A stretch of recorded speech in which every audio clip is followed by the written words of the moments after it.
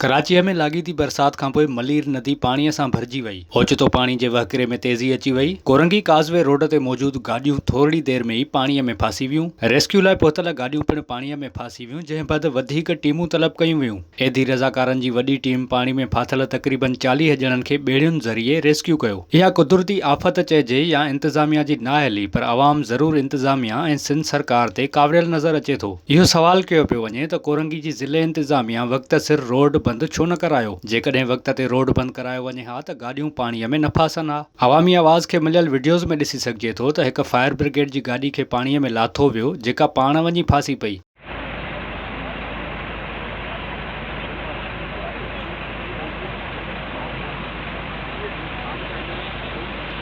ॿुधायो पियो वञे त हिन वक़्त बि पाणी में तक़रीबन 50 गाॾियूं फाथल आहिनि, जॾहिं त वहकिरे में तेज़ी सां वाधि बरक़रार आहे। ख़दशो आहे त गाॾियूं पाणीअ में लुढ़ी वेंदियूं।